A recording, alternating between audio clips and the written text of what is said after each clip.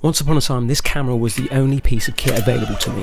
I loved it and I filmed everything with it. Granted, most of the stuff I shot was hot trash, but you got to start somewhere, right?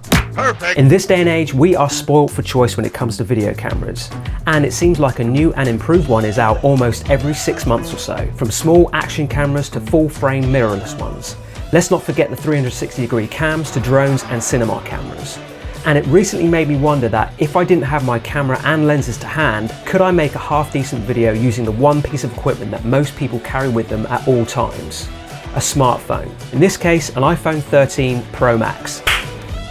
Oh! Right, let's quickly swap over to the iPhone for filming this talking to camera shot. So, why should you use your iPhone? Well, why not?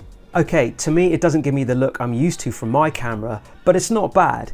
If you're just starting out and don't fancy buying that expensive camera gear, or don't have the time to take a full online course in video production, then why not harness the power of that great camera you have in your pocket? With the power of good lighting and sound along with some editing magic in Premiere Pro, you'll be busting out the shorts, reels and longer videos in no time. So in this video we're going to be covering video settings, extra filming accessories, audio quality, lighting, framing and how to sync all that footage together in Premiere Pro. What video settings to use? First of all, don't be tempted to use a selfie camera on the front of your phone. The megapixels on that sensor will not be as good as the one on the back of the phone, so just stay clear of it. From there you have two choices, either using the inbuilt camera software that comes with the iPhone, which is fine, or download the app called Filmic Pro, which basically gives you all the functions that a film camera gives you, like being able to control the shutter speed, color balance and exposure. If you're a total beginner though, to keep things simple, I'd probably just recommend the bog standard camera app on the phone. So for the standard camera app, all you need to do is just tweak these following settings. I tend to shoot all my videos in 4K at 30 frames per second, which makes everything look nice and crispy. I did a few test shots in the high efficiency mode in the camera capture settings, but I found it to be a bit glitchy when editing, so I reverted back over to the most compatible, which seemed to have sorted that issue out.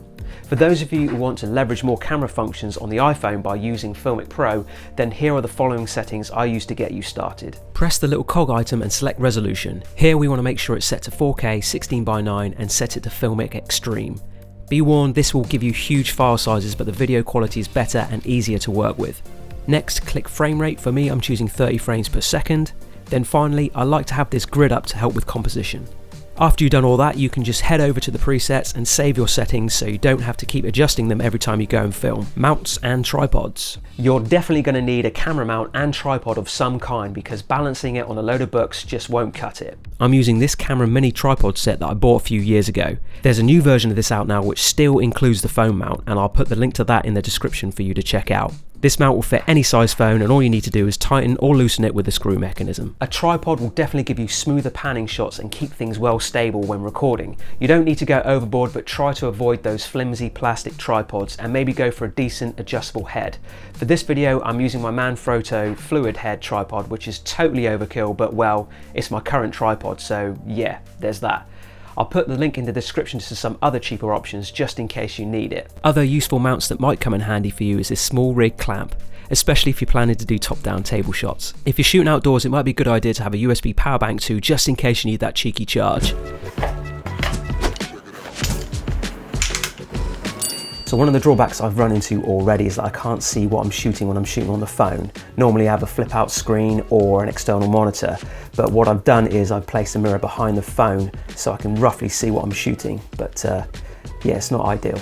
Lighting. So natural light will be your best friend for shooting on your phone, so try to shoot next to a window or in the shade when you're outside, as long as you're not in direct sunlight and it's not too harsh. I live in the UK and 9 times out of 10 it's always overcast, so it's like having a giant softbox at your disposal. If you have the budget for it though, grab yourself a couple of softbox lights. I'm pretty much using the same lighting setup as I do in my other videos. A splash of colour in the background, a rim light to separate that from the background, and a key light that is roughly 45 degrees to the side of me. Let's move on to audio. Now this is important to get right because people will tend to sit through mediocre quality video footage if the audio is good, but if you have the best quality video in the world and your audio is trash, then nobody will want to watch it. For talking to camera shots, I'm using the Lav recorder, and if you've seen any of my previous videos, you'll know I use these Tascam units all the time. These recorders will capture your audio separately so you can sync them together in your video editing software of choice.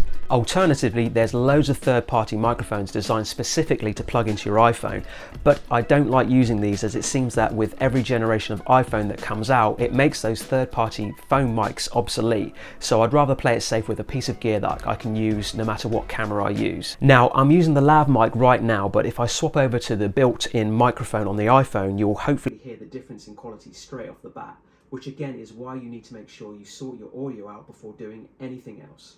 If you're planning to do mostly voiceovers, however, then a simple USB mic like the Rode VideoMic Go 2 or a Blue Yeti will be good options for you. These mics can simply be plugged into your computer and you're ready to roll. No need to buy any audio interfaces. You can monitor your audio by plugging directly into the headphone jack outputs on the USB microphone itself. I'll go into a little bit more detail on how I record the voiceovers later on in this video for you. Now let's talk a little bit about framing. No one wants to just see the top of your head or up your nostrils. So raise your camera so it's level with your eyes. Make use of the grid so you can use that horizontal line to roughly match up your eye line. This will give you a good amount of headroom for the composition of the shot. Also, just be a little bit aware of what's in the background. Now, I'm not suggesting a deep clean of the house, but try and remove any objects that are sitting or hanging directly over your head. The more you pay attention to the details of what's in your frame, the better. Editing. So my editing software of choice is Premiere Pro, which has a free trial for about 7 days. Alternatively, you can also use DaVinci Resolve, which has a totally free downloadable option. I'll be showing you techniques in Premiere, but these can also be applied to Resolve too. I'll leave the choice to you. I'm also using Dropbox to transfer my video clips from my phone to my computer. If you're transferring to another Apple device, however, you just need to AirDrop it over. Just don't email the video files. Sometimes the files will be converted to smaller files for transfer and it will degrade the footage, and we definitely don't want that. Now, for recording voiceovers with the USB mic, head over to an empty audio channel on the timeline, right click and select the microphone that you want to use. In this case, it's the USB Rode microphone, and then hit record and you are ready to roll. If you're not using Premiere, you can download a free piece of software called Audacity, and from there you can record all your parts. The only other thing I do to keep my audio's level constant, even and loud is by adding a compressor, and in this case it's an audio effect called Dynamics in Premiere Pro. Here I can tweak the levels and add a limiter to stop any sounds clipping. To sync the talking head footage from the iPhone with the separate audio lav recording, I drag the footage and audio into the timeline, highlight the files, right click and synchronize. First off, the camera on this Pro Max is incredible. The cinematic mode is awesome. The barrier for entry for creating video is now a total level playing field. Anything can go viral. You just need to pull out your phone and just start rolling, which I think is amazing. Hopefully this video has given you a little idea on dipping your toe into filming content for yourself without having to spend thousands of dollars or whatever your currency is on a camera. Would I ever consider selling my camera gear and just use my phone? Hell no. I love my camera gear too much. I imagine it wouldn't look very professional if I just rocked up on set with an iPhone in hand ready to film. But having the iPhone on hand for times I don't have my main camera with me, I have no problems relying on that to grab a few shots. Make sure to subscribe so you don't miss out on any of the other tips and tricks I do. If you like this video, you may also like this video right here, and hopefully I'll see you in the next one. Recently just bought this cool case for my earbuds. Check it out. Love the design on it.